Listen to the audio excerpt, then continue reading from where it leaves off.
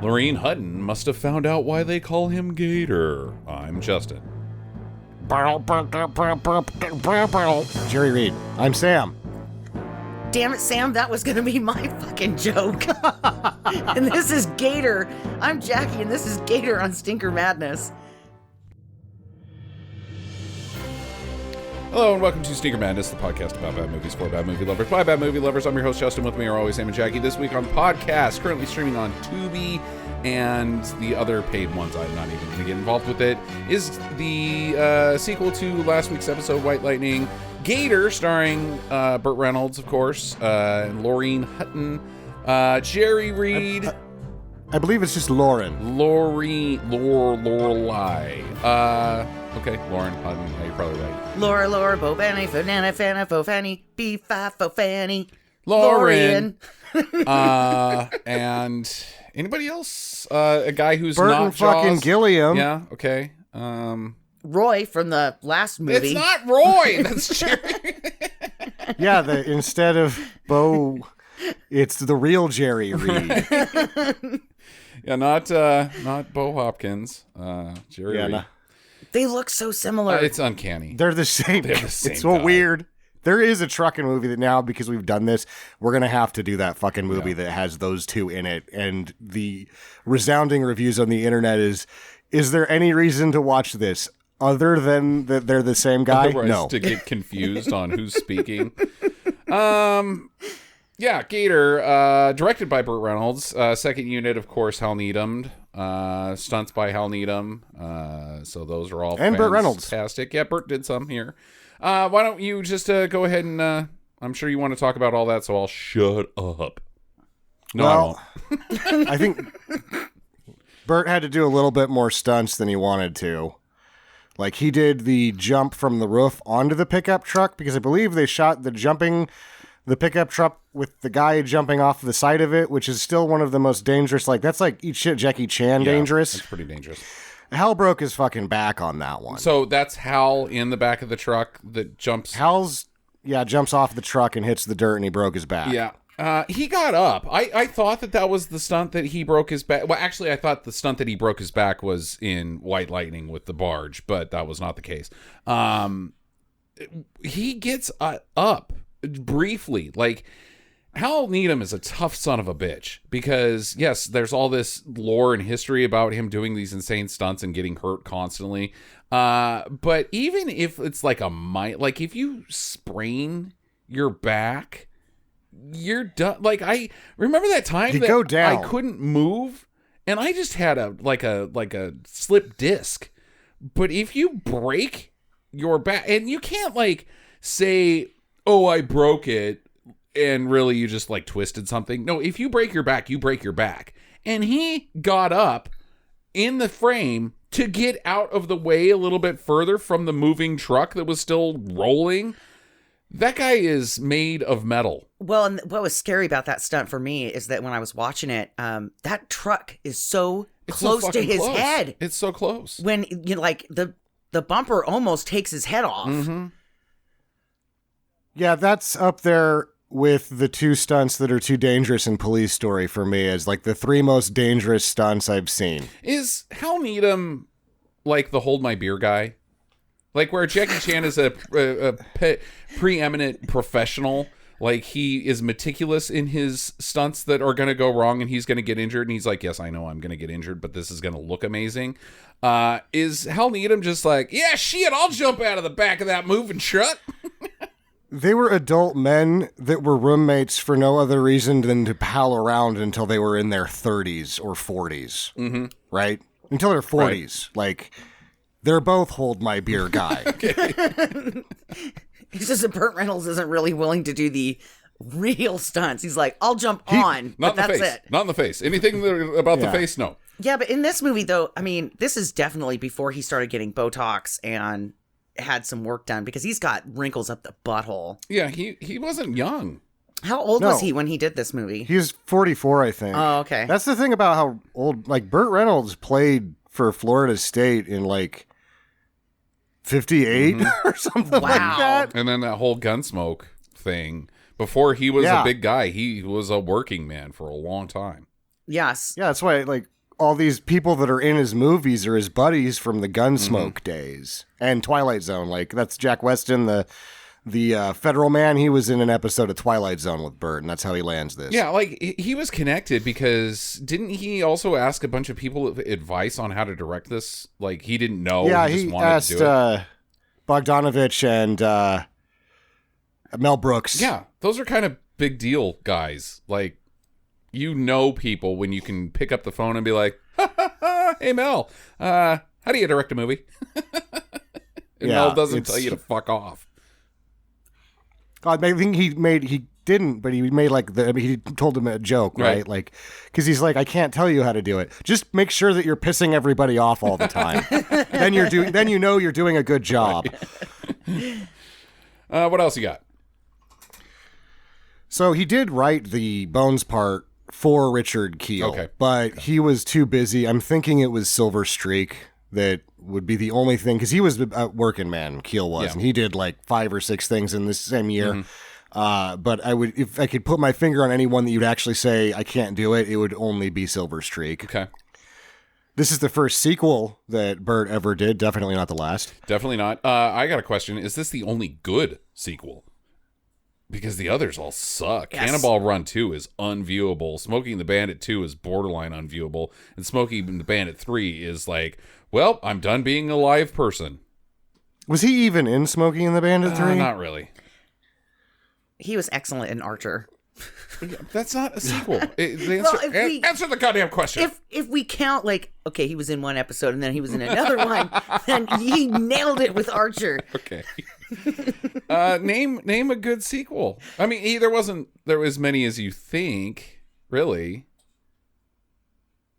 No, but this is the one. This is the only good one. Yeah, I agree. And the ones that he should have done a sequel to, they weren't a big enough deal. Like that Heat, I would have watched another one of those, and he wouldn't have screwed it up because there wasn't. It was pretty formulaic, and it was just awesome. Well, and then Malone was really fucking goofy, but I like it. I'm gonna go ahead and at the end of this podcast, I'm gonna make some claims about Burt Reynolds, but I guess I have to front end it. I'm just gonna say that all of those, the Malone, the Heat, even Sharky's Machine, they're just all the same guy. They are sequels. He's Burt Reynolds, I'll wait this because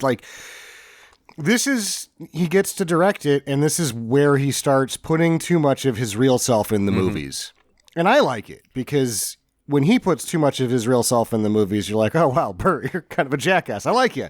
Versus when Steven Seagal does it, you are like, oh, fuck you, Steven Seagal. Right. So I'm going to say this because it pissed me off throughout the movie. And I just want to get it out of the way now so I don't bitch about it constantly. Okay. The bad guy. Not Roy. Jerry Reed. Yeah, Jerry Reed. Okay. He tried to steal Burt Reynolds, like a couple of times during the movie. And I'm like, hey, you little laugh thief. Fucking knock it off. I hope he gets up and just clocks the shit out of you now. That's not going to happen. That's not going to happen. Yeah. So he's probably just around him so much that he just starts doing it. Yeah, yeah. They all smoked a bunch of weed, and that's where that laugh came from. And they're like, no, that's I do that. No, we both do that, dude. Do you not pay attention when we're smoking weed? I got something I want to interject before I forget. I was at the thrift store yesterday digging around for some vinyl. Didn't find any. Well, I found a Dean Martin for $1 and some Tom Jones for $2. But I also found a pile of something that I didn't even know existed. And this does tie into Burt Reynolds because one of these things was Sharky's Machine, but it was I don't even know how to describe it. But you remember those CD players, those car CD players before we had skip detection, the thing that reads ahead, the buffering, so that your CD doesn't skip. But back in the late 80s, all of our car CD players skipped if we were lucky enough to have one. And so you had like these cassettes that you would put your disc in. And then, when you eject it, you could throw it on the floor. You're not scratching up your CDs and stuff. And it also helped with keeping the disc from skipping. You remember those, Sam? I just remember the cassette that you'd plug in, and it was actually, you'd then turn it to a radio frequency and then turn the radio on to what the cassette was broadcasting, and then it was also plugged into a CD, like a Discman or something. The Discman. I also remember trying to get scratches out of CDs by using highlighters and a paper towel. I still do that. I still have to do that sometimes. Yeah. Anyways, so I found these things at the thrift store, the donation thrift store. They're called video discs. Now, they're not laser discs. You can't even get at the disc because they're in a shielded plastic tray that the only way that they would work is if you insert them into this particular device, and the device has the unlock gadget to unlock the almost shoplift protection seal. Yeah, like on a video game? Yeah. It unlocks that. The disc goes out into the tray and then gets read by the machine. And one of them was Sharky's machine. They wanted $5 for it. And I was like, God, I kind of want this, but what the fuck am I going to do with it? There's no way to hang it up or anything. It's not like there's holes where you could put some nails in. But it was, I'd never seen it. And the copyright was like, on the print was like 1982. It was like, it wasn't an 8-track, but it had the color of it, like that cream, that fridge colored cream color. Yeah. The plastic was that like an 8-track. It like had the feel of an 8-track, but it was a video disc. It blew my mind. So like a mini disc, but huge, a video disc, but giant. It was giant. Mini disc was the superior format. Yeah, they also always got stuck in my CD player, though. Yeah, it's true. They had a shell on them that opened so they couldn't scratch. The actual Sony proprietary mini disc. She got confused though, Sam, because she also used to put toast in her VHS player, so she didn't know what the devices were for. You can't. That was the stupidest joke ever. You can't put a mini disc in a CD player, Jackie. The only thing that has a chance to be better than Empire Strikes Back is this peanut butter sandwich. Let's find out. There's no way. Of course it got stuck in there, because if you were able to smash a mini disc into your CD player, it ain't coming out. Okay, I'm going to admit this was the late 90s, and I had a friend who bought a mini disc and shoved it into her CD player. It wasn't me. There's no way. Because it was, there was only like one song on it, right? And it was like maybe I don't think two. you know what a mini disc is. You're talking about the CDs that were small. Yeah, the tiny. Yeah, that's what I'm thinking of. That's not a mini disc. A mini disc was a shielded, in a cartridge, protected, proprietary Sony format. They were about the size of a tape, like a cassette tape. Ah, okay. No, I don't think I've ever seen one of those. those. They weren't around for very long. They were very Zune-esque, as it were. All right, so that blew my mind, and I almost bought Sharky's machine just because of it. But I was like, $5, what the fuck am I going to do with that? I should probably have bought it. They also had some weird movies that I never even heard of before, but kind of a cool find. Also had something else that I wanted to talk about. Now it's gone. Sam. So Lauren Hutton was obviously screwing Burt Reynolds officially in 1981, I guess. The more of I'm putting too much of myself in this movie to the point that they could fucking axe that entire love scene. Yes. There's some weird, she did the whole movie braless because Burt told her to. And I'm like, is that really what happened? Because I heard that Lauren used to be pretty fast and loose with, she was flashing the whole set. He had to make her stop showing everybody her tits. Okay. Because it was becoming a distraction, apparently. Then she just started doing it for fun. Before, it was to advance my career. Because we talked about last week when I said that he saw the script and he's like, this is shit, I'm not doing it. And they're like, but you get to direct. He's like, I love this script. Right. He didn't. So he's like, we need to get some more character into Gator. So he brought James Best on to do that. Okay, who's James Best? Fresh me. Roscoe P. fucking Coltrane. Jesus Christ. Wow. Like, the actor? Yeah. Okay. I mean, because nobody knows depth more than... I mean, Roscoe's not a deep character. I gotta get that guy that is an actor who plays a guy that has no depth. I kind of thought that they were trying to get depth by giving him a kid and a grandpa or a dad, whatever. No, that was his pop. That was Dude's dad in the first movie. Yeah, John Stedman played somebody else's dad in the movie we watched last week. And then the little dogs. Yeah. The little cute puppies that were on the porch. Yeah. Gator's definitely a deeper character. I don't. It's pretty surface depth, but he does have some sort of life outside of being a stool pigeon, I guess. Well, and the other thing that they kind of tried to give him depth was the teenage prostitution. Yeah. That was like, hey, this is wrong. I'm out. He had a little bit of that in White Or Lightning. That's not necessarily character depth. That's just characters' morals. Yeah, the racism was forefronted as well. Yeah. Speaking of the teenage prostitute, she actually aged backwards from White Lightning because she played one of the college girls in that. Oh, okay. All right. Yeah, Stephanie Birchfield. So she was 16 in reality when she shot, when she was on White Lightning, and she was probably 19 when she shot this, but she was playing a 15-year-old, even though she was in college previously in the last movie. Hey, did you guys know? I just found out something. Allison Hannigan is almost 50 years old. Who's Allison Hannigan? Yeah. You know Allison Hannigan. Stuck a Foot in My Pussy. Bandcamp. Yeah. How I Met Your Mother. How I Met Your Mother. Yeah, she's 48 years old as of February 2022. Really? Yeah. Shocking. I had no idea. This entire time, I thought she was younger than us. When American Pie came out, I thought I was like, I might be too old for this movie. It turns out she was in her mid-20s. Damn. How about that? Anyways, segue. Well, she looks very nice. Yeah. So Jerry, I feel like Jerry's a damn fine actor. Jerry Reed's great. And really, his music is seriously underrated. Oh, that's my next thing is that why did he only have 21 screen credits? Because he has 35 fucking studio albums. Nashville Underground is great. Yeah. This is one of those movies where we haven't talked about it in a long time, but this is the theme song explains the plot of the film, but it's a pretty rad song. It's a rad song. Yeah. Yeah, I mean, I was totally not kidding when Sam stole my one-liner because I was like, damn it, that's what I was going to do. Yeah. My whole problem with country music is it got away from what Jerry Reed was doing. Yeah, right? It went to country pop. It went to Garth Brooks. It as a genre forgot how to fucking play guitar. Mm-hmm.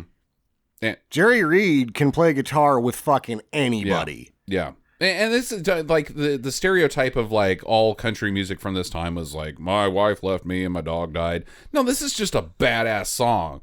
Gator's down in the swamp and the cops are coming and he knows it, so he gets in a boat and he jumps over their heads, and because he's Gator. But yeah, they're ballads with finger dancing, and there's a lot of goddamn finger dancing. Nobody goes and fucks with the Gator. He's a man in a machine. Okay, right. By the way, boom, boom, boom, boom, boom.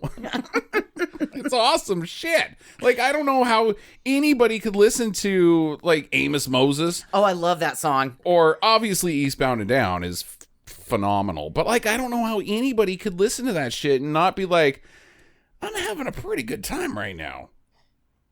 Yeah, it's like if Earth, Wind, and Fire's September is the scientifically proven to be the happiest song, the next 6 are Jerry Reed songs. I completely agree. Like I've got a line. So back to the thrift store. I didn't find shit at the thrift store other than this one Dean Martin album. And the lady's like, you know somebody that collects these? I'm like, I'm buying one right now in front of you. This isn't like a gift or something, or I'm going to like use it for skeet shooting. I'm buying a Dean Martin record. And she's like, I've got 180 vinyl records that I'm trying to offload. Do you mind if I give you a call? I'm like, yes, please. And she's like, they're mostly country. And I'm like, hey, all right. I might get my hands on some goddamn Jerry Reed finally. Yeah, and so or like Hank Williams Jr., something from this era in the 70s. Oh man, fuck Hank Williams Jr. Whiskey Bent and Hellbound. Jennings, Haggard. Well, Merle Haggard is my favorite. Patsy Cline. No, She's nothing wrong with Patsy Cline, but fuck Merle you. Haggard's I my love Patsy favorite. Cline. Yeah, but I'm not going to find it on disc. Whiskey Bent and Hellbound, most of Junior's albums weren't great, but that one's fucking fantastic. Yeah, so I'll give you an update if I get my hands on some Jerry Reed Records, fans. Or some Patsy Cline for his wife. I will get you Patsy Cline, but we're not going to have a discussion about Patsy Cline on the podcast. Why? Nobody We just had a whole gives thing about, like... Because it's Jerry goddamn Reed. Fine. Patsy Cline didn't star in any goddamn Burt Reynolds movies. That's because she was tragically killed too early in a plane crash, dick. Whose fault is that? The pilot. Not mine. Oh my God. You're like, The Bermuda Triangle. So the last bit I have on this is that either somebody in this movie actually really liked pinball or that made both of these, which I don't think is the case. I don't think Burt Reynolds was a big pinball guy, but the pinball trivia around this and White Lightning is like endless. So is it that pinball people are just like, by the way, on every goddamn time there's any pinball machine, there's like 8 pinball dorks or 8,000 pinball dorks on the internet that are like, oh, that's this and this and this and this. And I'm like, I need something interesting about the movie that isn't fucking 10 interesting things about this one fucking Sears pinball machine. I think you're mostly talking to yourself right now because I got no clue where you're at mentally. yeah, dude, there's a pinball machine in the first one. The dad's playing it on the porch. And then in the second one, it's in a bar. Okay. And and they have like a lot of scenes right in front of this pinball machine. And it's when they go to the black side of town and they're like, this is your first stop. This is the guy. And then the guy like runs out the back door. So and what? So what? People wear shoes in this movie. Are we talking about their damn shoes? I don't know. I like what's pinball your point, Sam? machines. I want one. I just think it's odd that there's that much trivia about the 2 pinball machines that are in these movies. And it's like, really? Does people like pinball that much? I do. If I could afford one, I'd get one. I didn't realize there was so much pinball trivia that we had to stop the podcast and talk about the pinball trivia, not even about the pinball machines that are in the movie. No, wait. I want to do something here. Oh, great. Okay. Is it about butts or penises? No. Okay. Cue the sad music. If you really want me to live up my potential, you will donate to Stinker Madness so I can get a pinball machine. And make sure that you and make sure that you know that this is going to be from Jackie's pinball machine. You guys are killing my message. Speaking of cats. It's like Red and Silver Bells just showed up to the podcast. What was the budget? What did it make? I know. Half of it. Made $11 million at the box office. $11 million? Yeah, it's not bad. I feel like it probably cost $1 million. Yeah, I'm thinking about $1 million. I'm maybe going to go $1.5 million with the Yeah. drugs and alcohol that were probably involved in this movie. Well, that's not part of the production budget, honey. It's called craft services for a reason. It's called the cocaine It is budget. odd that this was unanimously panned by critics. It only has 6 reviews because it's done in the 70s, but everybody hated it, and it has a 0 on Rotten Tomatoes because all 6 were negative. Okay. Yeah. I'm not really too surprised. I'd be curious to know what Roger Ebert's thoughts were on this at the point in time.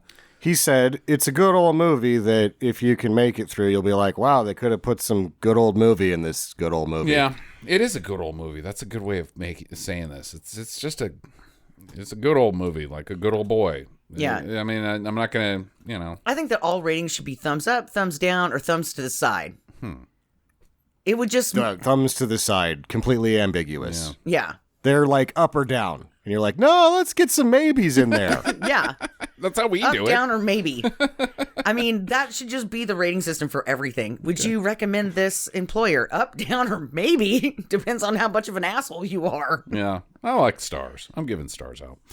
Are we ready to get into it? Yes. We're diving pretty deep on account of the moonshine that we're drinking. But let's go ahead and get started with Gator here.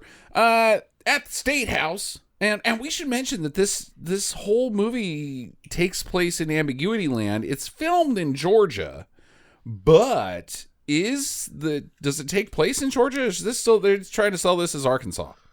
This is Georgia. Okay. That's why he's like wanting a plane ticket home because it's like an 4-hour drive. Okay. Okay, so where's the governor from then? Because he says Georgia. it over and over again. Yeah. But Dunston County, which doesn't actually exist. The town of Dunston in Dunston County was actually Savannah, Georgia.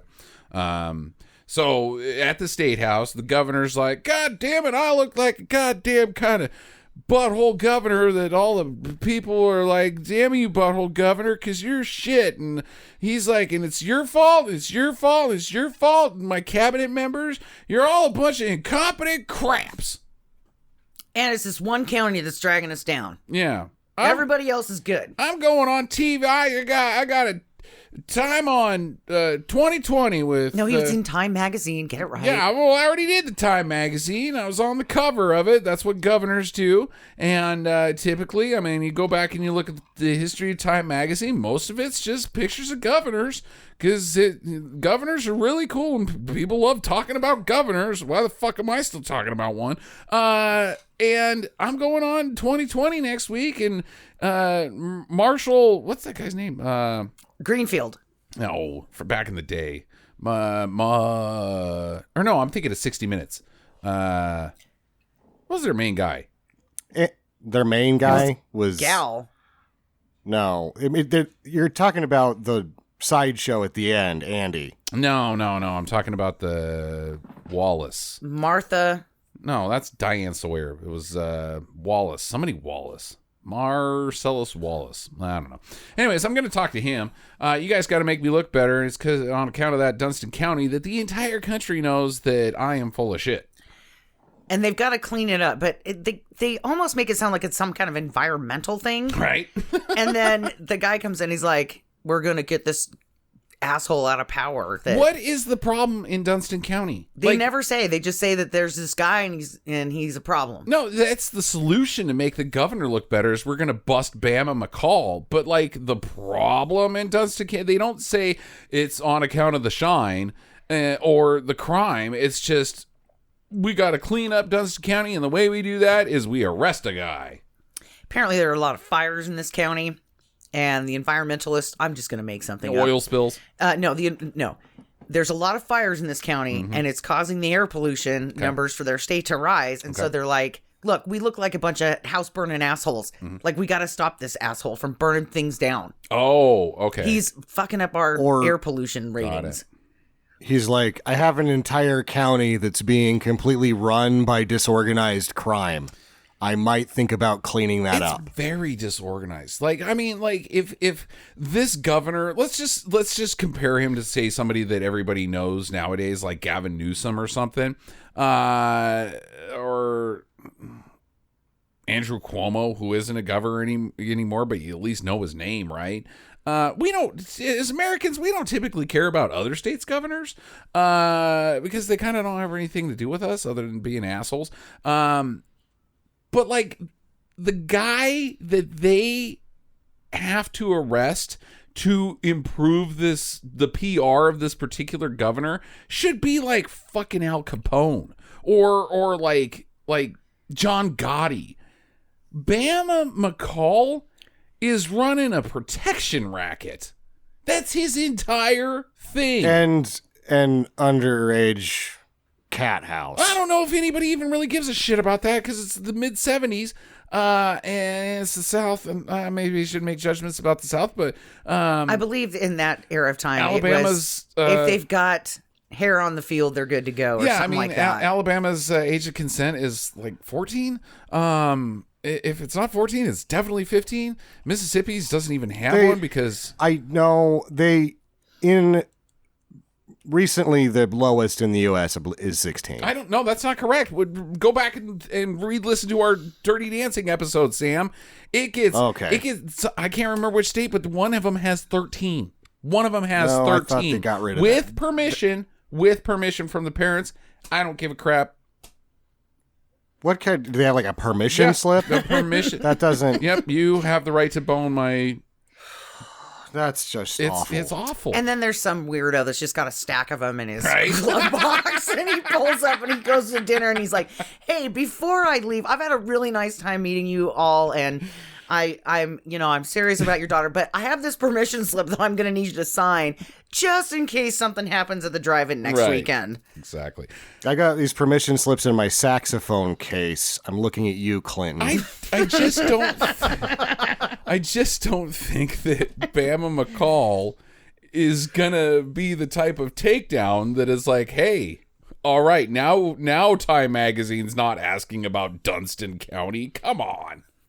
Yeah, but at the same time, the Fed is like, hey, we're going to, put the screws to him a little bit, and then he can go on, we'll put him on the take. He'll be on our... So really, this whole thing could have been cleared up. It was a large misunderstanding. They could have just walked in, hi, I'm with the federal government. Right. I'm going to pinch you right here just so you quiet down. And he's like, all right, sounds good. Yeah, I agree. I get to keep doing all this shit? And he's like, yeah, we can't clean up Georgia right now.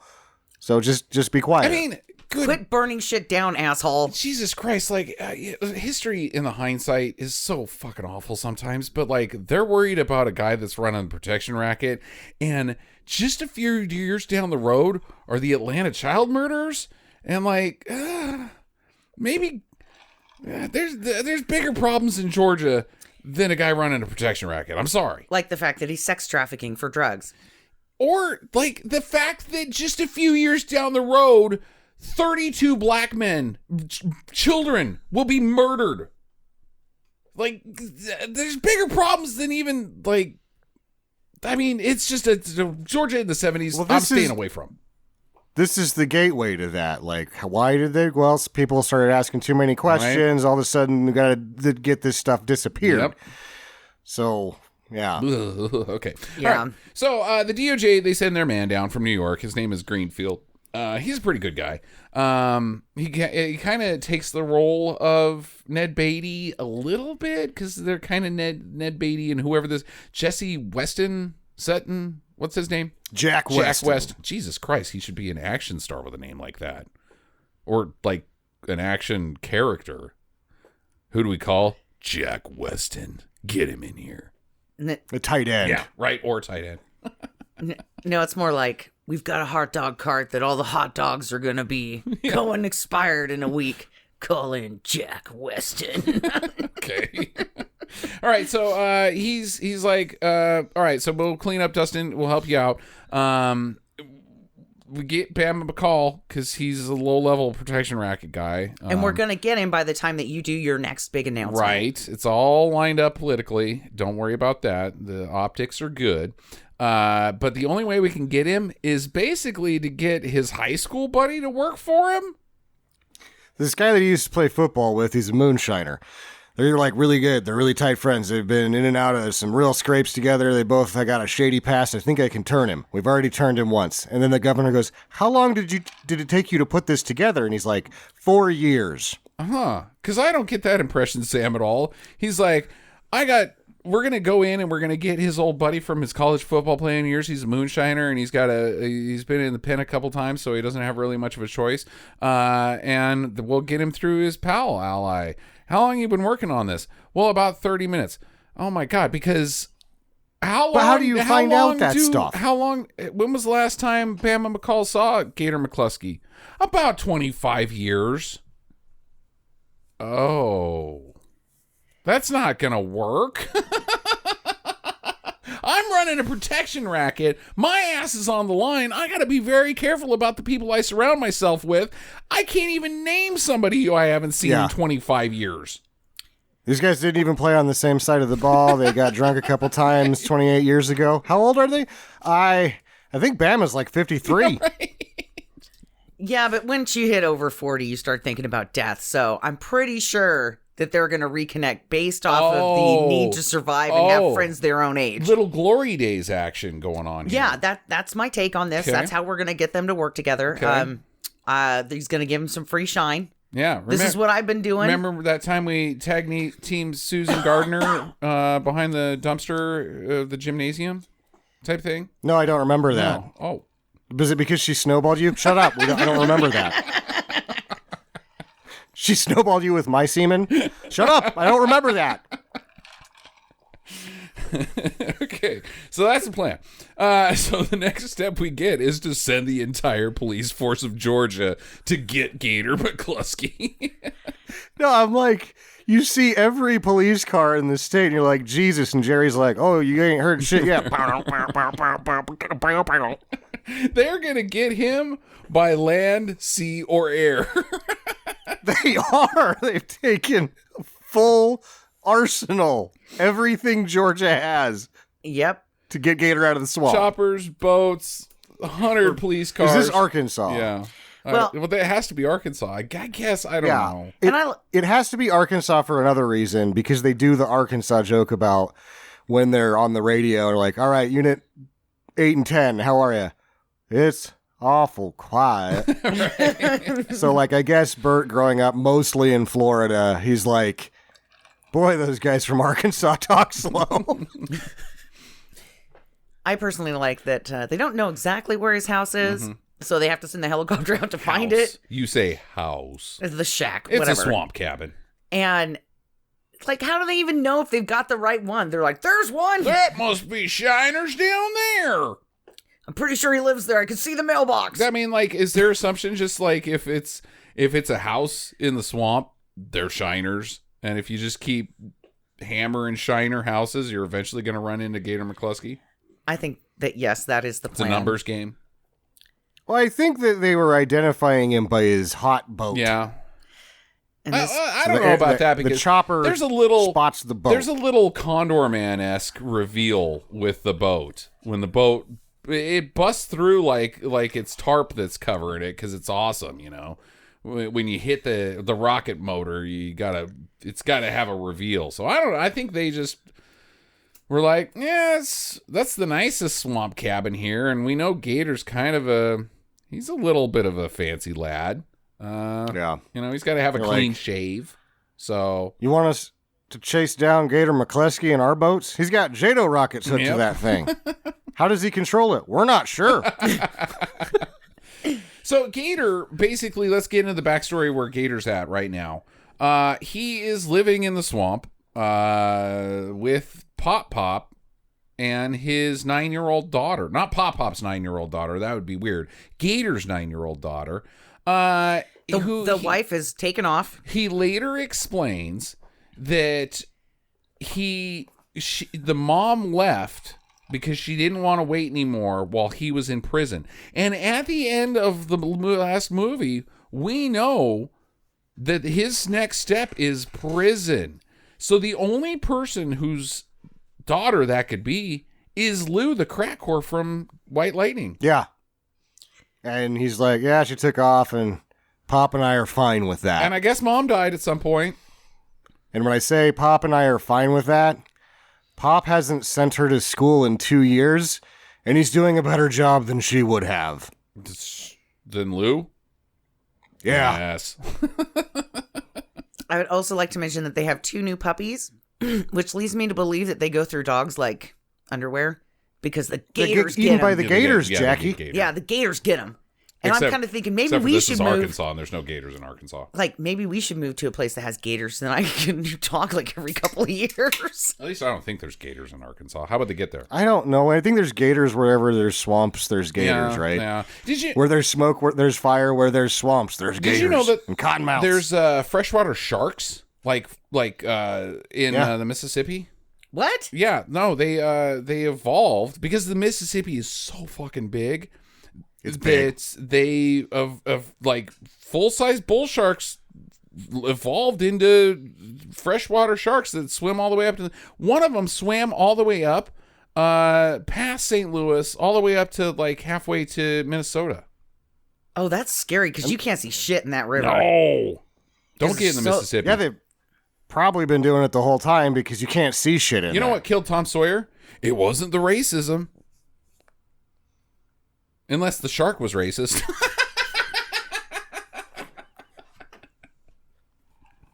Racist sharks. Fucking bastards. Lighting crosses on SpongeBob's Porsche. Okay, god damn it. It's fucked up, man. That's fucked up. You're orange. No, he's yellow. I think he's yellow. Yellowish. All right. Okay. Yeah, so Gator's down there with his family. And the chopper spots him, and they drop a smoke signal, and that's what pisses Grandpa off. I don't know. And he says, they're throwing bombs at us. God damn it. Pop, you're an idiot. And Greenfield says, okay, follow that smoke signal. And the guy this is so Hal Needham. He's like, I don't think that's a good idea. And he's like, get to the smoke signal. And he punches the boat. And he just drives straight into a tree. because that's how the swamp works. You got to go around the trees. Go straight for it. It's pretty funny. Then Gator gets in his boat, and shenanigans happen. Stunt shenanigans. Does all sorts of hot dogging. This is some crazy shit. Like, you're watching the boat go in between these trees, and it's going fast. Yeah. And sometimes it looks like it's pretty tight squeeze. Yeah. And I'm like, how are you not just eating shit on one of those trees? Go between them. Hal Needham's like, hold my beer. Yep. Yeah, this is clearly all Hal Needham's work. I gotta jump this boat through a shack. No, he doesn't hit the shack, Sam. He makes it between the shack and a tree. Well, the other guy goes through the Hal shack. I'm pretty pretty sure that was Hal. He did both of those chumps. Yeah. Oh my God. Hal Needham doesn't like.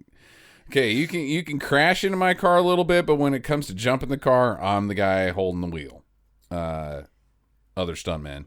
And then I kind of wonder what the other the older gentleman that was living in the shack that got destroyed, right? He's just like, that Gator. You can't understand a word he says. He's awesome because he just like has been sleeping in a chair till noon and like comes to and he's like, oh shit, forgot I was fishing.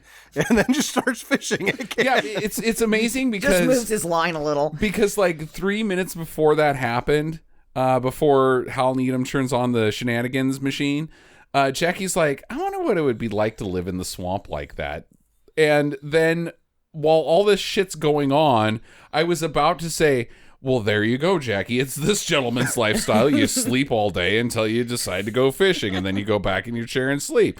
But I didn't have an opportunity because Hal Needham's turned on the shenanigans machine. Yeah. That's a pretty awesome sequence. And eventually, after all this, he gets away. But they do arrest Pop and the kid, the unnamed child. And they take him to someplace nice. Gitmo, they're probably taking him to Sizzler. They're not even under arrest. They're like, hey, look, we need to set this up. You need to come to Sizzler. And they're like, Sizzler? Oh, they won't eat it because they don't know what it is. It's not swamp food. It's unidentifiable. You're like, you eat that? So Gator pulls back up. It's now nighttime, I guess. Somehow he's just been hot dogging it for the entire day because it was morning when they got up and started hot dogging it. And of course, the investigator's just sitting there. He's made himself a nice little fire, and he's sitting there. And I'm like, why didn't you just do this in the first place? Just go talk to him. Because he was an asshole to all the Arkansas guys, and they're like, you ought to go just talk to him. He's over there. It's like, no, we're going to get all this together, get helicopters and boats. And they're like, I suppose you ain't never chased Gator before. Well, let's round it up, boys. We know how this is going to end. We are going to need a bigger boat budget to replace the shit that's going to get broken. I was trying to slow down my speech, but I can't even slow it down that much. No. So he's like, so here's what we want, Gator. We'll let your daughter and your pop go, but you got to be a stool pigeon again. And Gator's like, okay. Yeah. He loads up 2/3 of his Canadian tuxedo and he hits the road. Don't let your grandpa sass you none. Unnamed child. Susie. So they're partners now. Gator,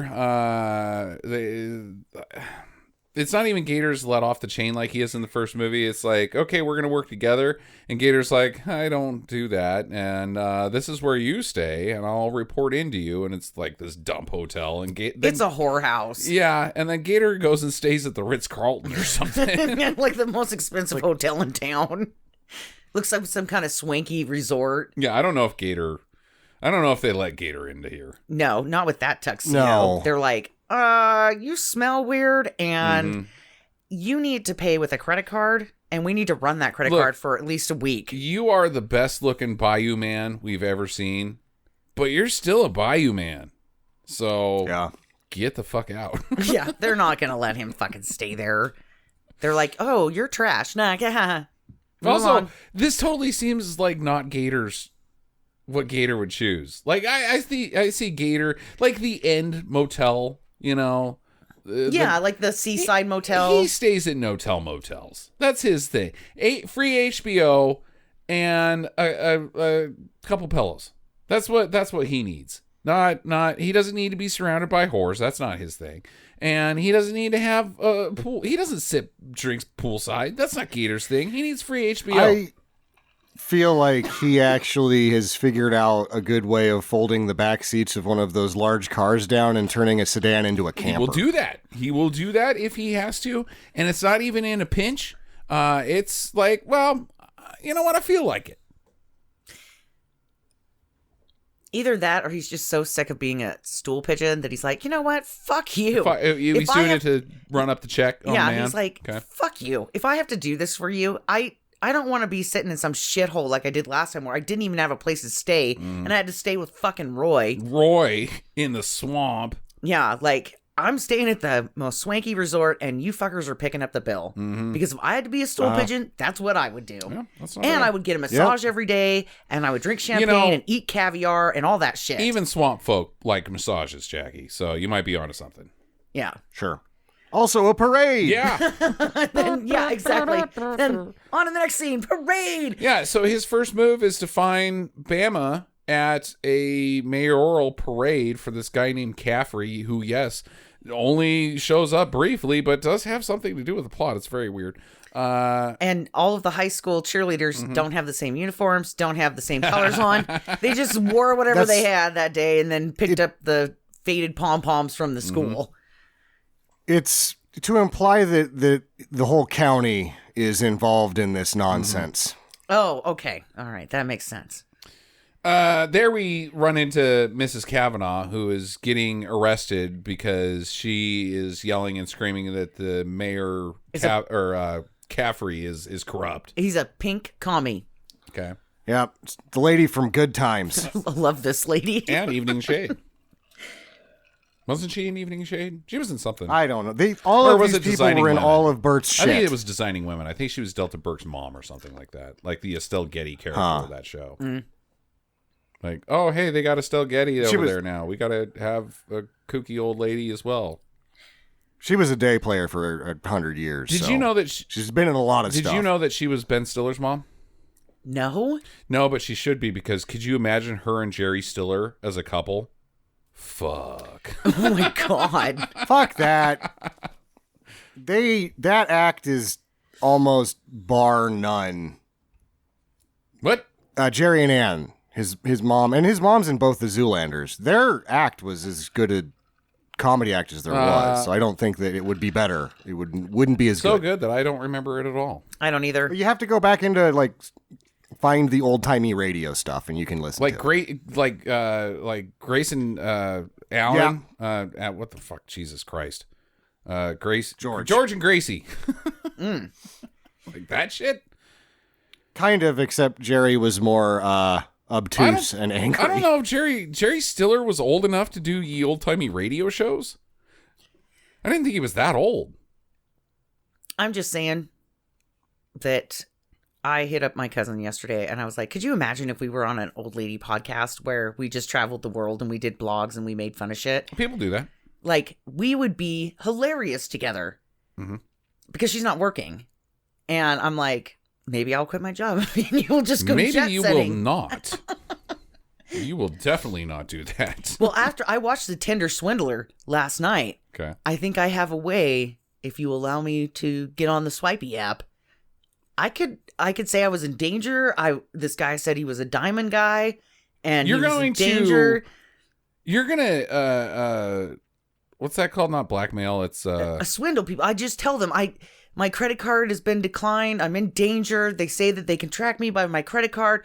I need you to pull out a loan for $25,000 and send it to me in cash. No. Do you know how many people though did? Don't. It was super fucked up. Okay. All right. Never mind. Maybe the feds are gonna call the Gator McClusky to take you down to clean up the governor's image, Jackie. And I'd be like, I'll tell you whatever you want. Can I just be in the room with Gator McClusky? Yeah. Hey. Okay. The recordings of the Jerry and Ann Mira stuff are because they were a stage act. Okay. So there's audio recordings that you can find, but they did do film and TV too, but they did a comedy act for fucking 50 years. Oh, okay. All right. Fair enough. Good thing I had all that Tinder swindler stuff to talk about.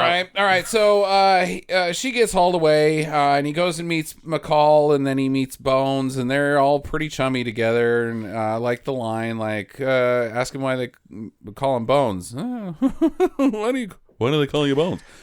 Because I make them. Because I told him to. This joke falls flat. Oh, not for me. I liked it. Jackie, where you at? Oh, did you? I was like, that's stupid. I think it's funny. I did not think I mean, it was it's not funny. funny. It's like if I was the size of Bones, I would do that. But yeah, it's why do they call you Bones? Because I break them, and that's what you think he's going to say. Is because I told him to. And you're like, oh, somewhat non sequitur. Yeah. I liked it.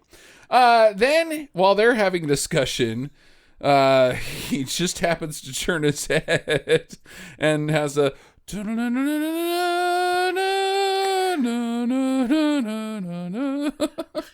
And Lauren Hutton's wearing a very thin white shirt without a bra on. You can see her tits clearly. Oh, yeah. And she's doing TV shows, Right. and they're like, signing out forever because tits again. Oh. Put a bra on, god damn it. My note is he has a Dreamweaver moment with the KT or the WKTT news nip report. I'm here with the nip report. They are still great. So before we move on too much further from Bones, can we just say that the first scene that we see Bones in, he's driving a car, and I'm like, why is he driving this car sitting through the sunroof? Because he's too big. Yeah, and He's too and big. then you get to the shot, and you're like, oh my god, he's just huge. He's so big he can't even fit inside of a Lincoln Continental. Yeah, this guy is That's huge. big. It's not like he's crammed into a Yugo. It's a Continental. Yeah, and they burned down the whorehouse. Oh yeah, we already talked about that. I think this is just a strip club. Yeah. And they leave that poor woman up there on the swing. That was funny because she's like, I'm still up here. I can't get down. Fire The department. fire department's like, we're saving a cat first. Hold on. He goes to have dinner with McCall, and there he also meets his other hencher named Smiley. Smiley is probably one of my all-time favorite henchers. Yeah, Burton Gilliam. Yeah, he's pretty great in this. I don't give this guy at all because they're at a establishment for gentlemen. It's obviously more than a whorehouse, right? It's a nicer whorehouse. And he's like, I bet that you heard men having sex in the night. And I'm like, what the fuck? And he's like really close to Burt Reynolds. So my first impression of this guy is he a homosexual and he's propositioning him? He said, okay, so you are seriously understating this line of dialogue. He's like, I hear them queers are all over you in prison. Is that the truth? And Bert's like, yeah, that's what I heard too. I heard that sometimes there's cries out in the middle of the night. Is that true? And Bert's like, he doesn't answer. He's like, I've made some of those cries. Wait, are you implying that you have... Are you the rapist or the rapee in this? Because either way, rape is happening that you're implying. Homosexual rape, which I guess is just still rape. Either you're the rapist or you're the rapee, and are you trying to intimidate me right now? Because either way, I'm mostly just like confused about your motives. Or are you telling me that if things go south, you're going to rape me? Or asking me if you have if I can get you into prison. Or if I'm interested in you and me? I don't think he is. Also, you're in my mix. Yeah, you're very bubbled. You're beyond the bubbled. The bubble has been busted. You're a bubble buster. He's like, that's what I want to do. To either have done to me or do to others. I want to burst bubbles. Yeah. Be it my own or someone else's. I'm too dubious to declare, but either way, can you help me with this situation?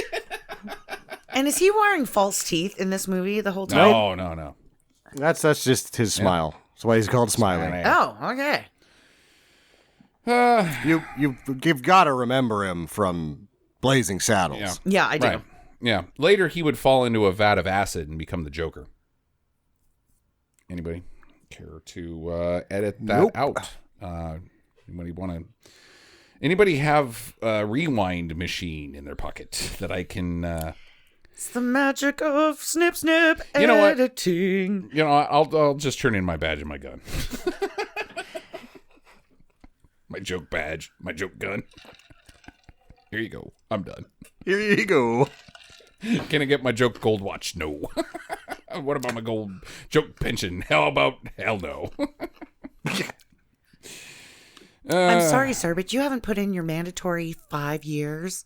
Yeah, your joke vestment. Yeah, I definitely have not. I am not vested in my joke pension.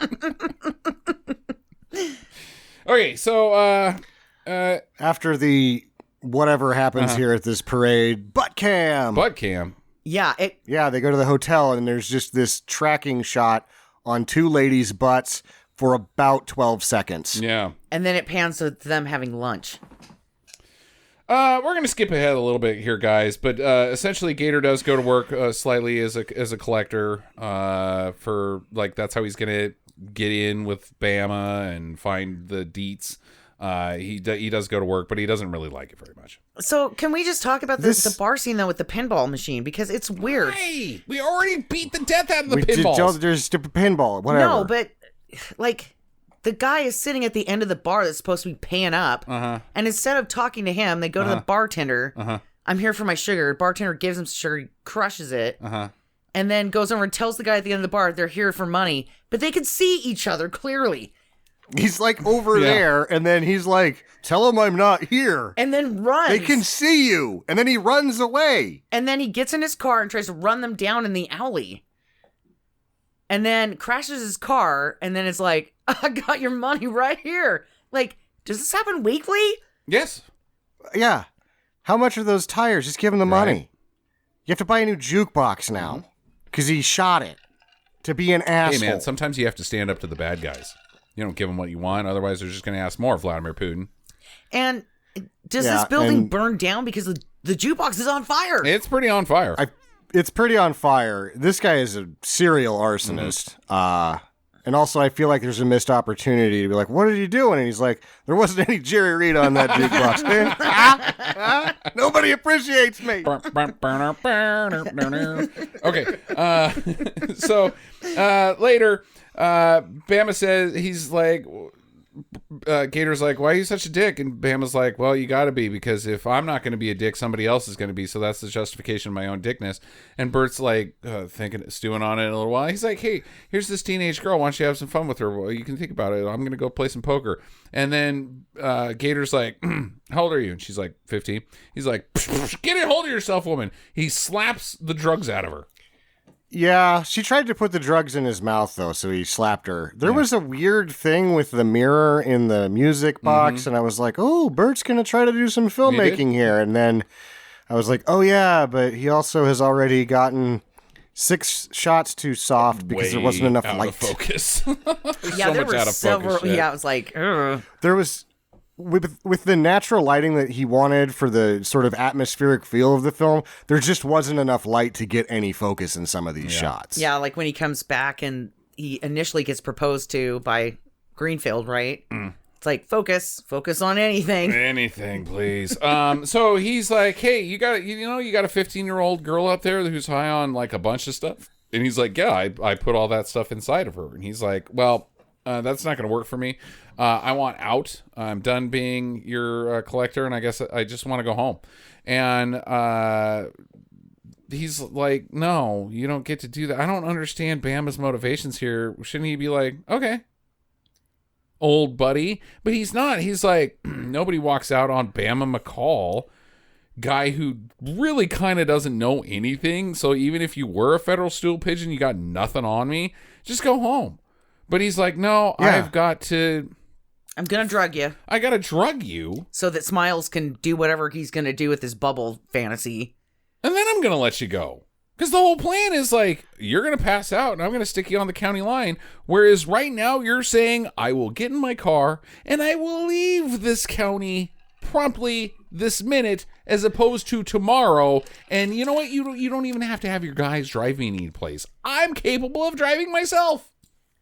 Well, at the same time, it seems like Bama can kind of feel that he's going to try to talk him out of it, and he's like, I don't want to waste the time. Just give him a roofie and get him out of here. Like he's preventing himself from going on a diatribe or something?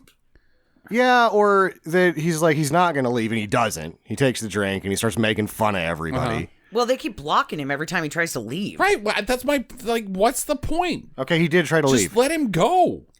And he looks over the bar before he even drinks the drink, and the pills are sitting right there. He can see that they're putting shit in his drink.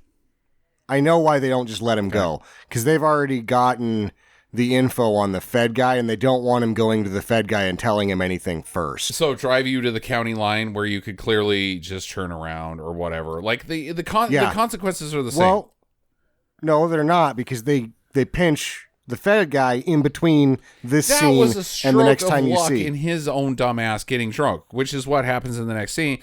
Greenfield's down at the bar, and he's like, blah, blah, blah, blah, blah, blah, blah. And this cop comes in. He's like, hey, I know you. You were in the governor's office talking about busting Bama McCall. So you're fingered, and here's this fat guy. He's going to steal your gun. And then when you go out in the alley, hey, look, there's Bones and there's Smiley, and they're going to work your balls pretty hard. No, this was part of the plan. They're going to take Gator, pass him out, take out the agent so he has no one to report to. I understand that they want to take out the agent, but that they had advanced knowledge that the Greenfield would be at this particular bar at this particular time drinking too much. No, the bartender tips them off. That's why the police show up at the bar. Which is not part of their plan.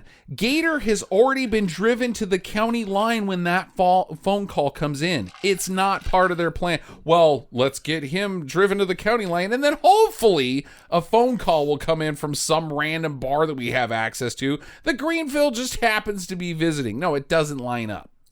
Okay, it's not part of their plan. But why is McClusky's shirt Why open? Did they take his shirt off? Yeah, why did they unbutton his shirt and then leave him at the county line? They're just being kind. Well, yeah, he was. Bones was really kind. He was a kind man. Because he was trying to save Smiley at one point. He's like, you're my friend. I love you. And so then when Bama's like, don't hurt him, he's like, I won't. And then he's like, good night, sweet prince. It's awful hot here. I'm going to open your shirt. Just gives him one of those gentle pecks on the forehead. Or as Jackie's assuming, Smiley doesn't get all of his clothes back on. Right, exactly. Hey, speaking of heat stroke, I just learned something today and totally segue into this, but it's really fucking crazy. The number one marathon runner in the Olympics for Portugal in the 1908 Portugal Olympics, he was primed to do pretty good. Probably not win it, but do pretty good. He was the flag bearer of the Portugal team for the Summer Olympics that year.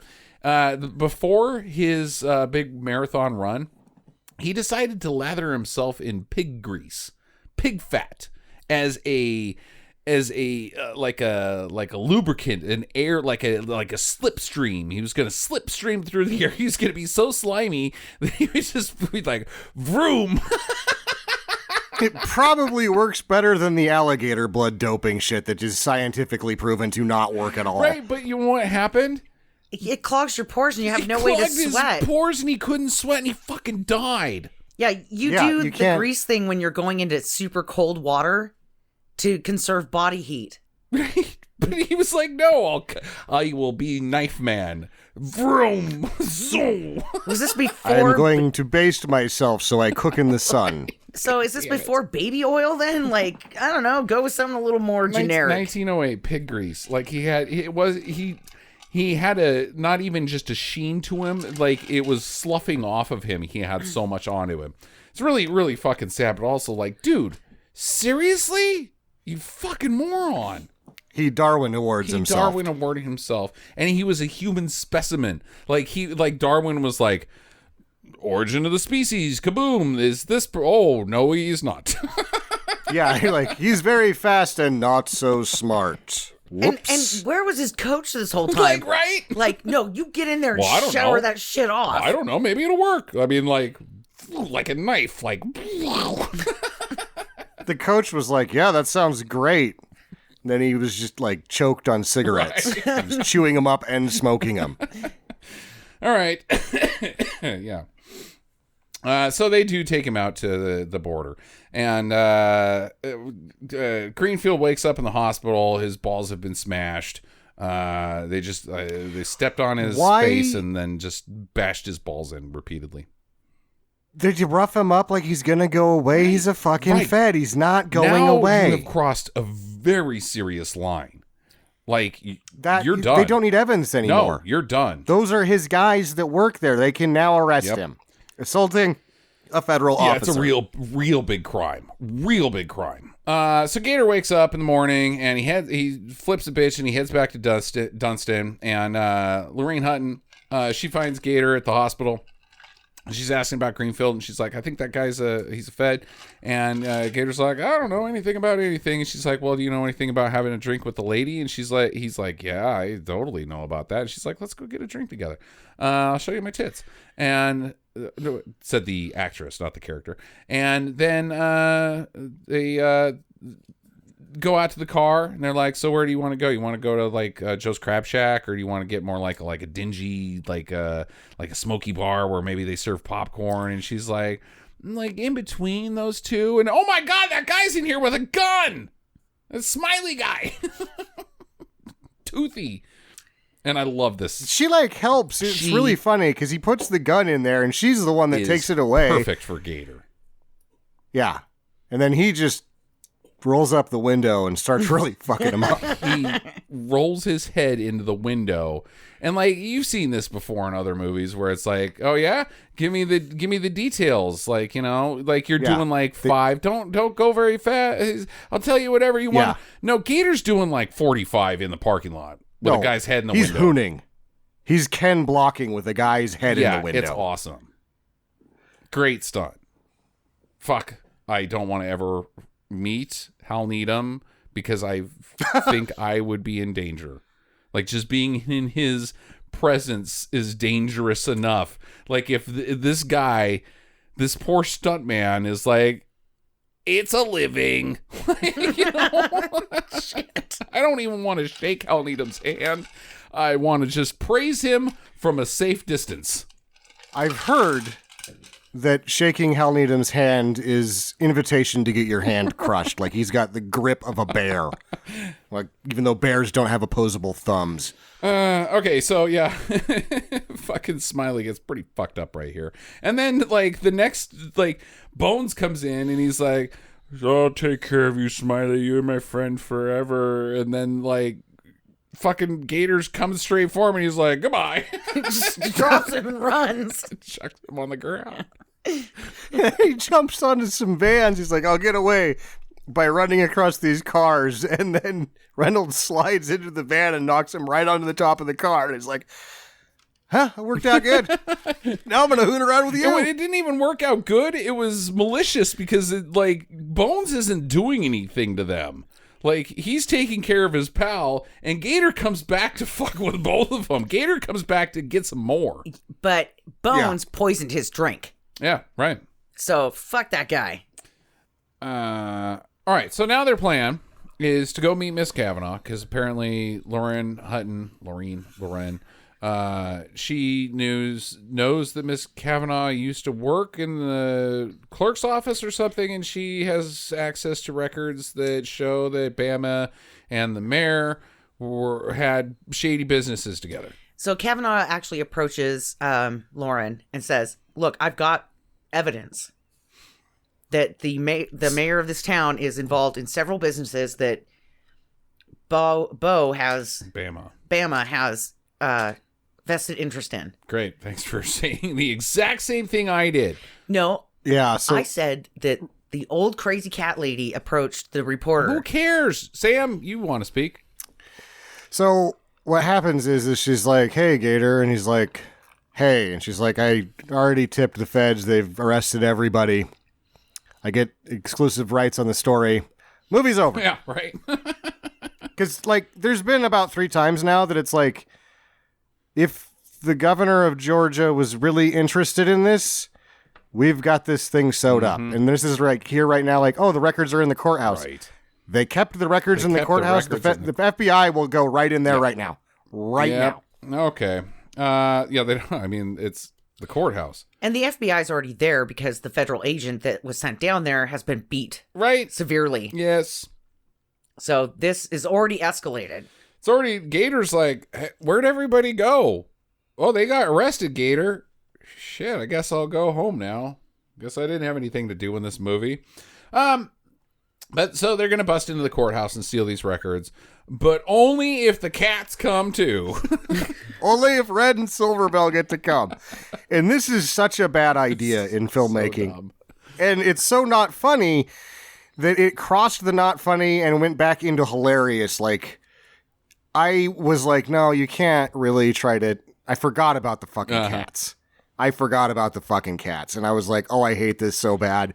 But then in the middle of it, I just started cracking up. Because it was a cat burglary. Oh. Yes, I wrote that down. Boom. And he's like, your cat's scratching the shit out of me. And I'm thinking, don't hold it like that, Burt Reynolds.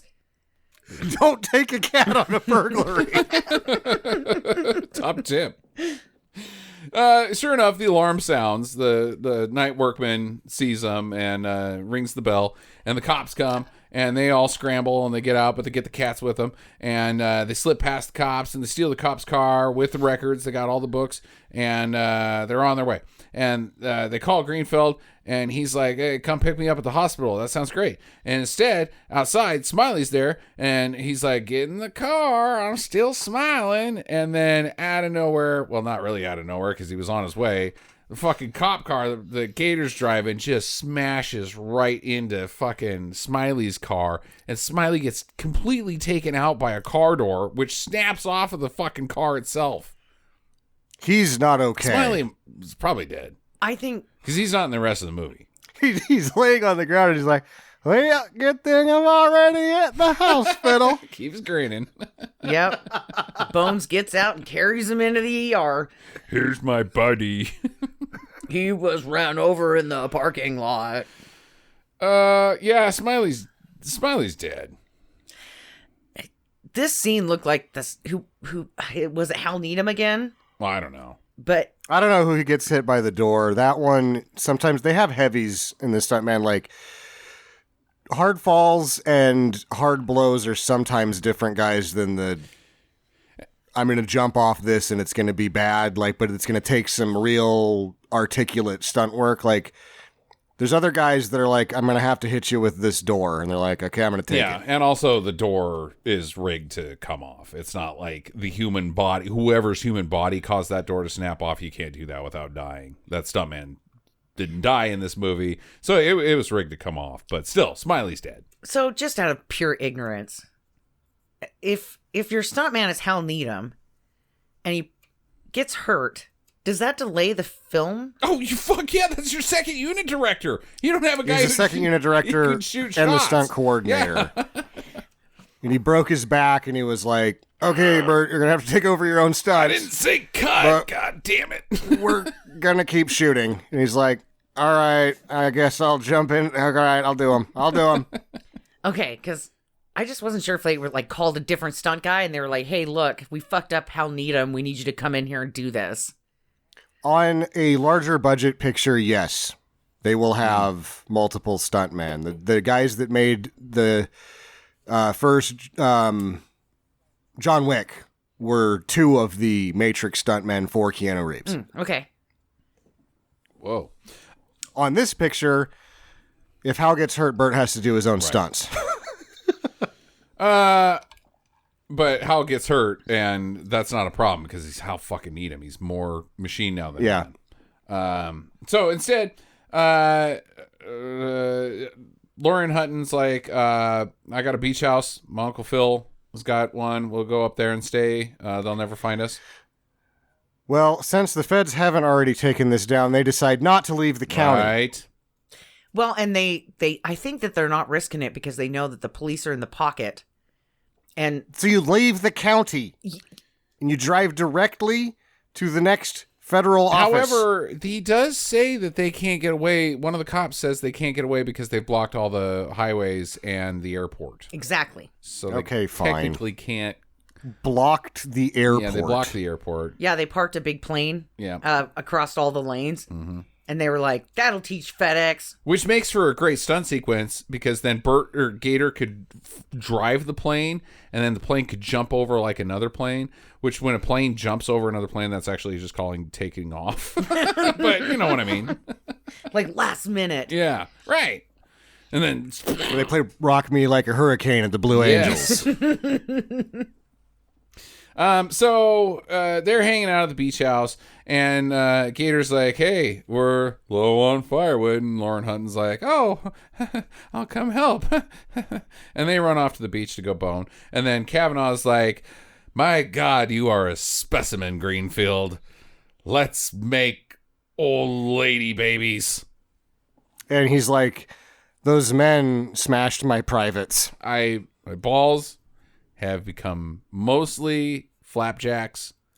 They're actually up inside of me at this point. I have a surgery scheduled for next week. I have to wear special underwear to even to deal with the flatness that my balls are currently in. So if you know what, lady, give it a go. You know what, you can't make them worse, right? Well, she pretty much admits that she's never had sex. Oh. In this, I've never had I bet you think I've been married before. Mm-hmm. And he's like, and she's like, I haven't. In fact, I've never even. And then he's like, Oh, yeah. It's a PG movie, so they can't, yeah. Yeah, and then she's like, but I have cats, and I've watched them do it, so I'm pretty sure I know what to do. All right. She's like, but I don't have a wiener, so I don't know if I can get behind you. Look, I don't really understand how uteruses or vaginas work at all, but if you're like a 50 or 60-year-old virgin, like, do you just one day walk around and your hymen just comes out? Because eventually you have a hysterectomy, or not a hysterectomy, but you have you go through menopause and your uterus falls out, right? Right? Isn't that how those work? No. They don't fall out? They can drop. But they don't just like fucking fall out of your pussy like, oh, I guess I'm done with menopause because there it is. And then you pick it up off the floor and throw it in the trash. What do I do with this? Call your doctor. Yep. Oh, those Saturday Night Live three-legged jeans should be real. It's a uteral pocket. Bet you didn't think you were going to talk about uteruses falling out when you woke up this morning, Sam. No, I didn't. I will say, though, that I did read this medical journal where this lady had, she was an older gal. Uh-huh. And if this involves a potato, that's my story. Yeah, it does. Go ahead and tell it. I'm the one that told that to you. It's not even my story. It was on Bob and Tom at one point, so I'm not even going to talk about Bob and Tom. Jackie led with, I read this in a medical journal. Look, that's where I got it from. Oh, it was on Bob and Tom. Like, no, I heard that on Bob and Tom. It was on a radio show. This lady shoved a potato up there, trying to keep the uterus from falling out, and it grew. And she had vines coming out of her vagina. That's how she went into they asked her what was her medical problem at the ER, and she's like, I got the green vines coming out my vagina. They found a potato up there. And they cooked it and they ate it. Oh, that's gross. It's not gross. Potatoes are delicious. It's yummy, actually. Think of what you could do with a potato, whether it's a vagina potato or not vagina potato. You can do all sorts. You can do fries. You can do julienne. You can do scallops. Yeah, in the ER, the nurse turns to the doctor and is like, what are we going to do, doctor? And he says, well, we'll just cut the eyes off of it and put it in the microwave. It'll make a fine baker. Oh, keep the eyes on it. Do a little dance with it. Look, I'm Mr. Potato Head. We'll donate it to the homeless shelter. I'm the only mister that's ever been birthed twice. Oh my God. Fun fact. I have 2 mommies.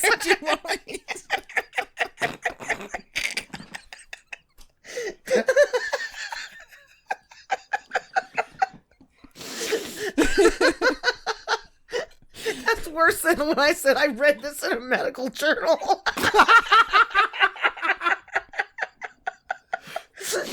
Okay, calm down, everyone. Vagina potato. We gotta get back to the movie. You know, I'll admit Gator and Vagina Potato weren't on my Sticker Madness bingo card either.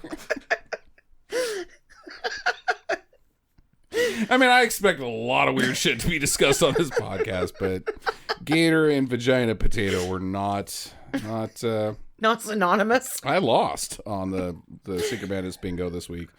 All right, so they wake up the next day. And they're sharing a giant sweater. Did you catch that, Sam? Yeah, it was like, oh, matching sweaters. And then I was like, one sweater. Ooh. Well, you know what's weird is that neither one of them had the sweater when they left. Mm-hmm. And so I'm pretty sure it was just in the boat that they ended up in. And they're like, oh, right, a sweater. Hey, some fat guy sweater. This is a 2-man sweater. And then she fucking steals it because she takes it back to the house. Uh-huh. She's like, this is a really nice sweater. I'm going to use it. So Gator goes to call the Department of Justice. He's like, hey, we got all the stuff. Come on down here and pick up your evidence. Well, and like the whole scene with the dog. Oh, there's a sequence with the dog in the phone booth. God. This is just weird. Like, why are you cramming yourself in front of for comedy? Okay, whatever. It fell flat. I liked it. Yeah, it did. He had to screw you guys. He had to bring Dom DeLuise on to get the comedy right. I liked it. You guys are assholes. Says he won't come and get his dog unless you apologize. It's weird, but I liked it. So, however, while they're away, Bama, Bones, and Smiley, they found the beach house somehow. I'm really unclear how they got there. The cops gave him the information. They're like, hey, search for any connections for any kind of housing with with anybody's family. How do they even know that Lauren Hutton's involved? They don't. The security guard who didn't really get a good look at them all was like, oh, that's the reporter from... Well, I guess she's kind of famous. Maybe. I don't know. It's dubious. Yeah, I guess they spotted her. It's pretty... I recognize those tits anywhere. Yeah, right. That's the newscasting lady. She runs around showing everybody her tits on set. Yeah, she even earlier in the movie, she's like, there's a thing called the FCC, and I know all about it because I have been slapped with so many fines for wearing this shirt on television.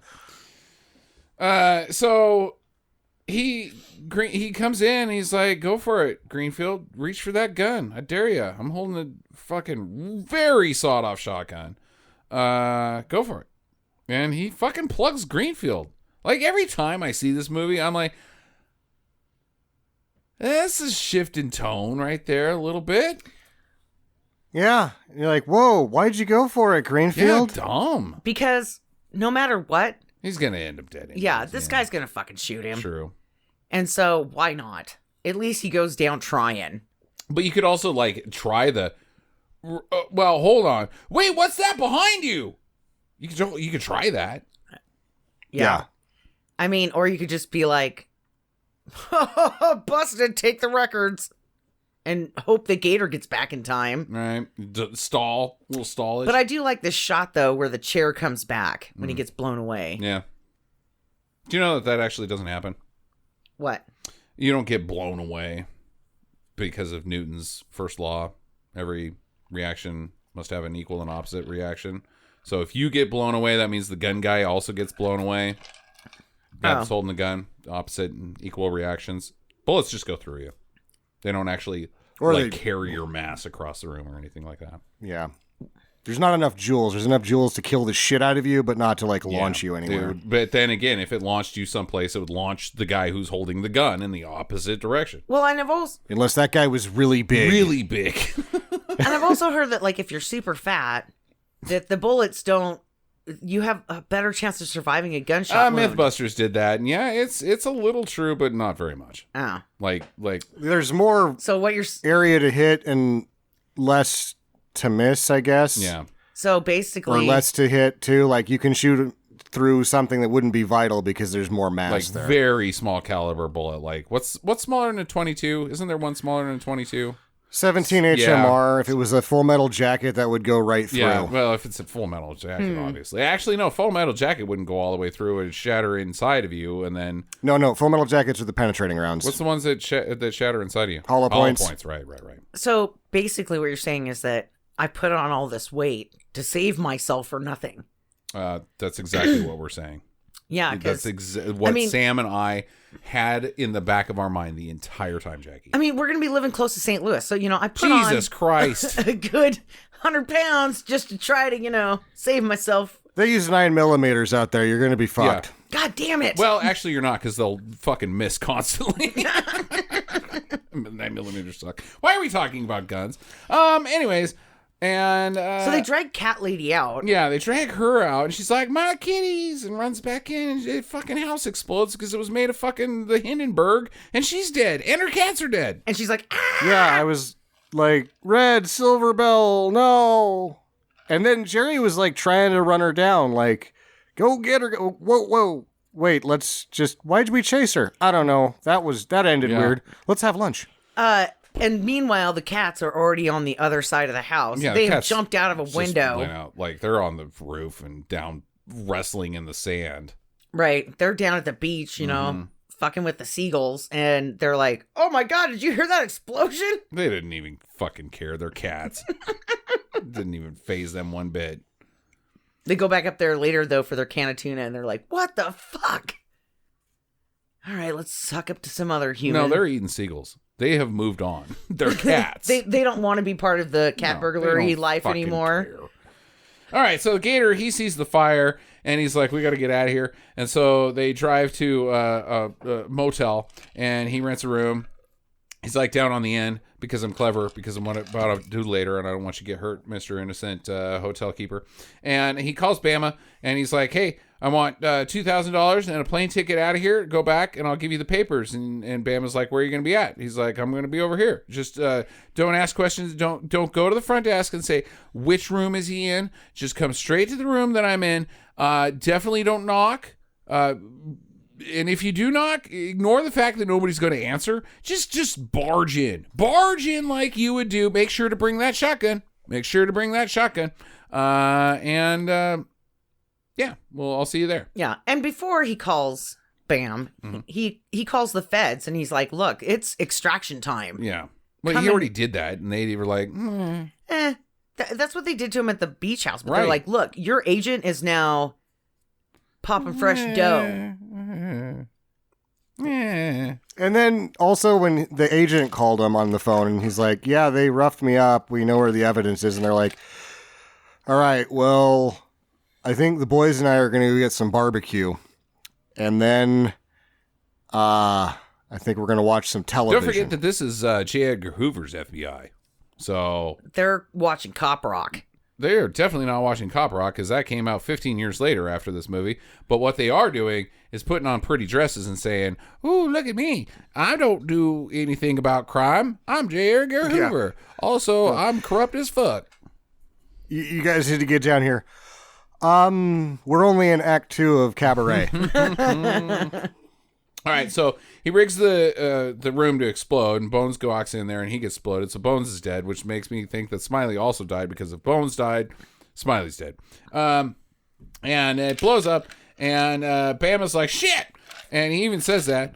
And he steals some lady's truck. I don't know what this pretty girl's deal is, but she's just driving along the beach in a fucking beat up truck, and she's like, oh, this is my thing. I just drive up and down the beach as a pretty young lady. I liked this truck. I thought it was pretty awesome looking. Yeah.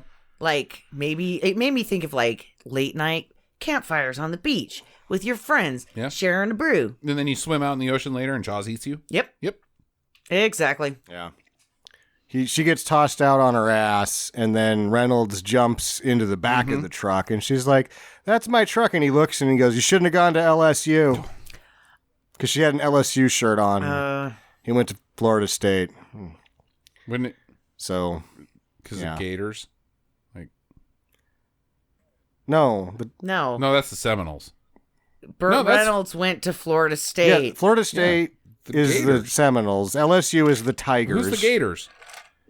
University of Florida. God damn it. University of Florida. So maybe that's why his name is Gator in all these movies. But except for he was a Seminole.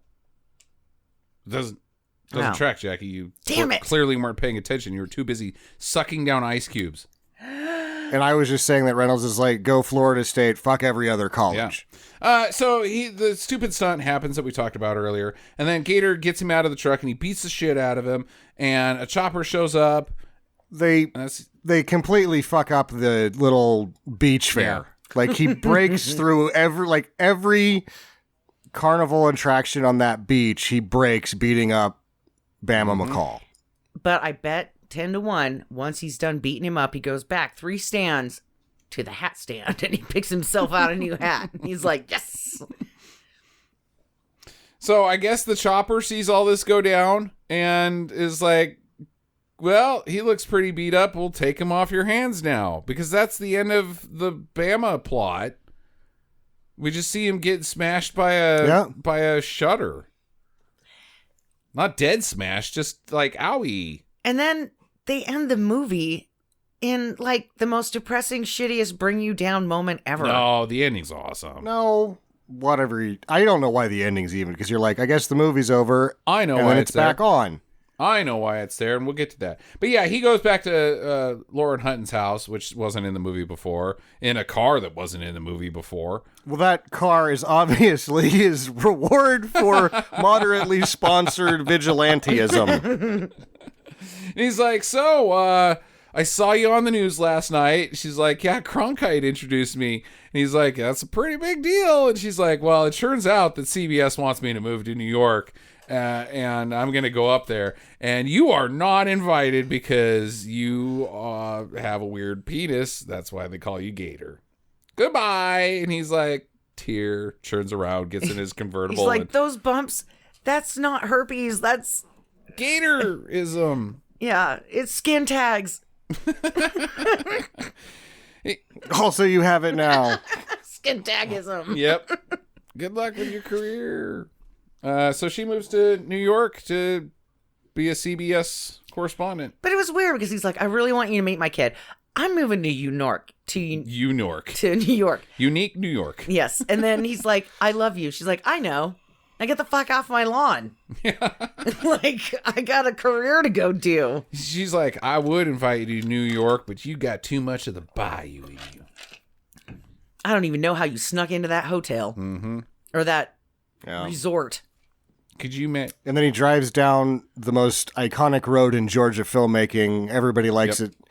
And Tarantino even put it in Django. Yep, sure did.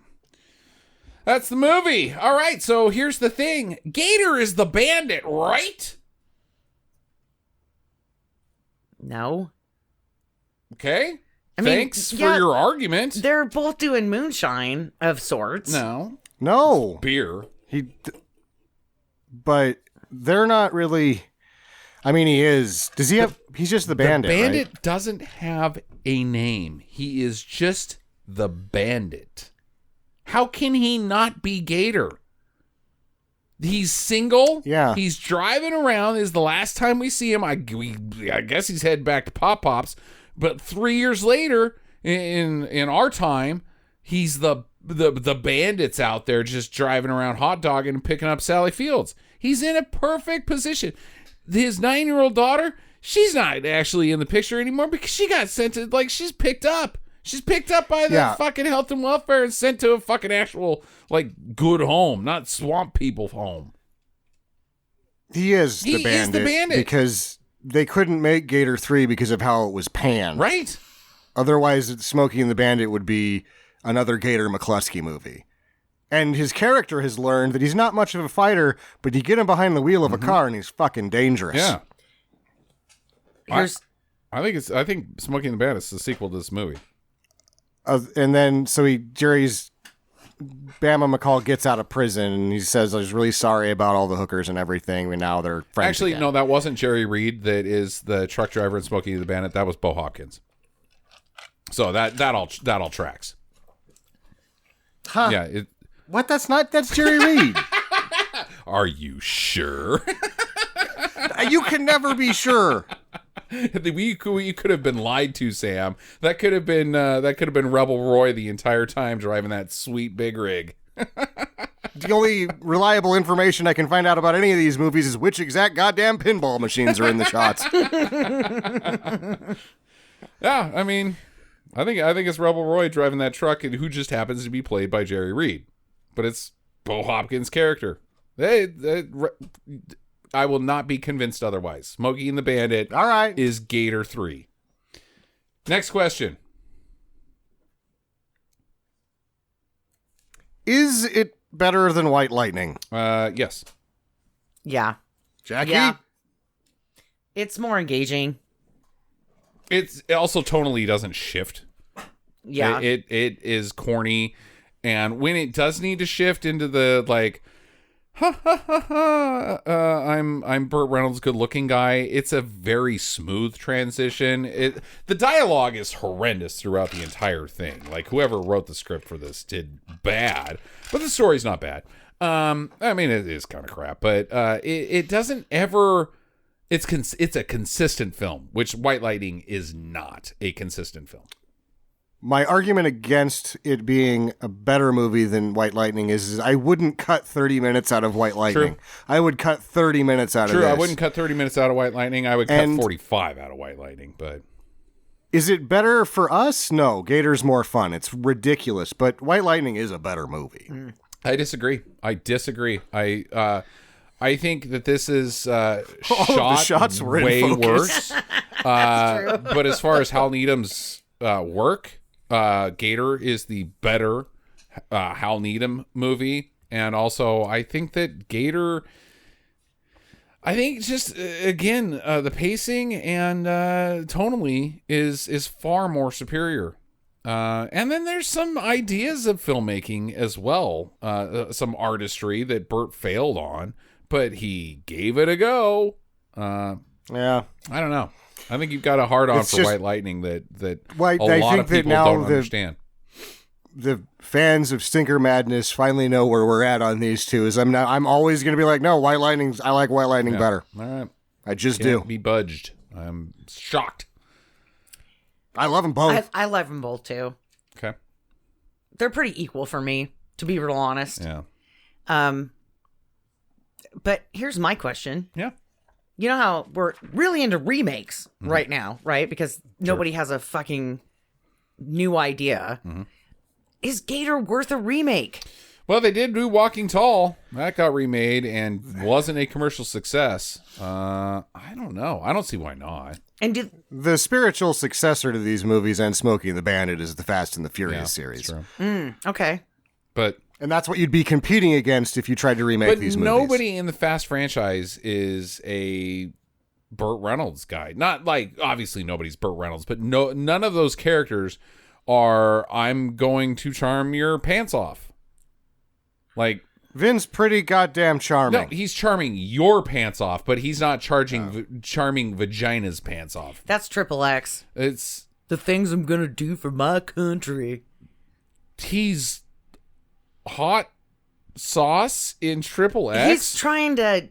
He's seducing people He's and jumping snowmobiles. No, It's that's not not sexy. no, he's having the sex in Triple X. Of course he's having the sex in the Triple X, but he's not like, hey, you're the most beautiful woman I've ever seen. And the ladies in the theater like, God, if only Vin Diesel would say that to me. It says no one ever except for Sam. They don't have a character like Burt Reynolds in the Fast franchise. The Rock is probably the closest. But wonder if Gator's a chick in a remake. Oh, that would be fucking rad. And she's like swarthy and like, I'm gonna charm your pants off. Yeah, like, I am down. she's like, So Buckle me up and can drive fucking hot shit. And actually, Hal Needham is doing the stunts. I'm in. No CGI, stunt drivers. Fuck yeah. I don't know that I'd get all that pissed if they remade the Gator McClusky movies, but if they tried to remake Smokey and the Bandit, I'd be pretty fucking bent about that. I'd be like, no, you're not going to do better. You could spend $5 billion. You're not going to do better. Yeah, I agree. What's the charge on Bama McCall? Because I assume he's arrested and not dead. Conspiracy to kill a federal officer. Murder, arson. Prove it. Give me a slightest shred of evidence to any of it that a federal judge would be down with. Several witnesses saw you in the black section of town blowing up a jukebox, which in turn caused the fire inside this bar. That's not a federal crime. That's not a federal crime. I'm going with the arson ones. Arson is still not a federal crime. Then there were some CVT cameras that caught you driving down the road towards this house that was torched and driving back at about the same time that the house was torched. And the federal officer was killed. Okay, this is 1973. They didn't have CCTV cameras back then. If it was today, yes, you're onto something, but they don't have that. So if they did their raid properly, they found drugs. Mm-hmm.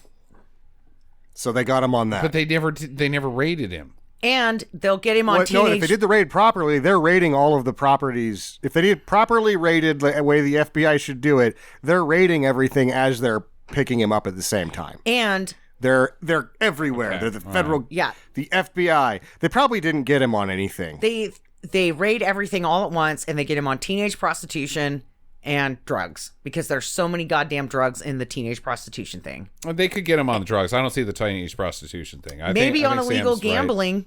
Because I don't know if gambling's legal. They're not going to get him on that. Get him on that. Damn it. Poker? Are you fucking kidding me? They couldn't even get Capone on that. Are you fucking kidding me?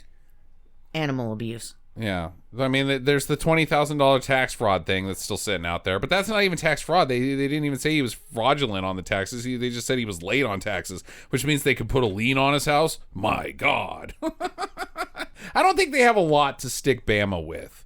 Like, he's done some bad things. And again, Sam, I'm going to go back to you. Fuck you on the White Lightning thing. The difference between Bama McCall and J.C. Connors, like, J.C. Connors does not fucking fit in that movie. He's too bad of a guy. Bama's a bit of a goofball bad guy, which fits inside of this goofball movie. J.C. Connors doesn't fit in that goddamn bad movie. I think the goofball portion of this is why I'm like, I don't know. I mean, it's fun, but I just like it better. I don't know. Right. Also, I think they can get him on the arson because he still had the gas can in the car. Arson is not a federal crime, you ignorant bastards. All right, my last question. What do you think Burt Reynolds' shower drain looked like? Oh, my God. Did he have to have an on-staff plumber?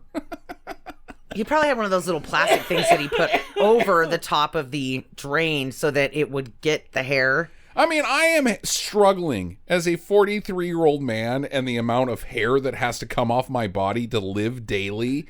And it's nothing compared to Burt Reynolds. It is not even a tenth of the hair that is on that man's arms.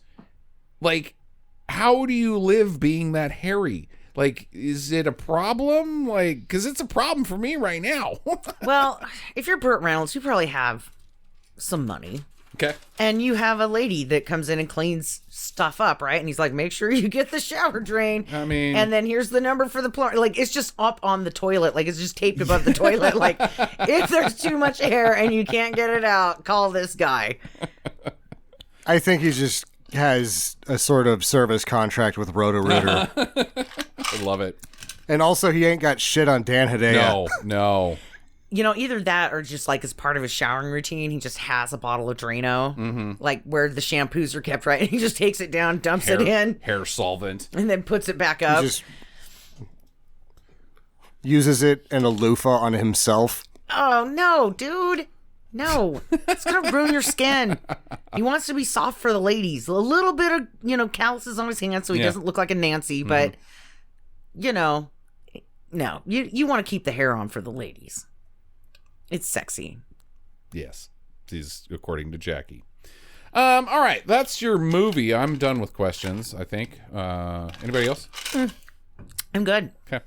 Final recommendations, of course, for me. This is probably 5th in my line of favorite Burt Reynolds movies, and a great jumping on point. If you have never watched any of the bad Burt Reynolds, if you've only seen Smokey and the Bandit, and that's your familiarity with Burt Reynolds, Gator is like very accessible to everyone as far as stinkers. Great, perfect launching point for all that. Jackie. I'm going to give it a do, even though this is my pick, and I shouldn't be going second. Oh, well, you're number 2. You're number 2. You're like a turd. You're like a turd to this podcast. No, I'm going to give it a do. But I kind of disagree with you that if you're going to watch these, you should watch them in order. Oh, of course. Even though, like, you don't really have to watch one or the other to get what's happening, because there's no really linear thing from one to the next. He's James Bond, basically. Of Gator the Bayou. McClusky's just a cool guy. Yeah, of the Bayou. He steals a character's dad for himself in the second movie. Yeah, I mean, that's probably the biggest thing. He's dad stealer. Right. Okay. And he gets new dogs all the time because he's get eaten by the gators. Samuel. It's a do. They're both a do. I love them. Okay. Next week on the podcast, it's my pick, and I will be pulling the trigger on Rage of Honor, starring Cynthia Rothrock and Richard Norton. So expect some karate and some karate forms. And big muscles. And at least... Is it a bearded or an unbearded Norton? I don't know. I've never seen it. We'll find out. And, you know, we should mention that she will also be doing a mid-movie, let me show you my skills, because that's what she always does. Yeah. Like by herself in a leotard. Currently streaming on Amazon Prime, so go out and check that out and get to the chopper.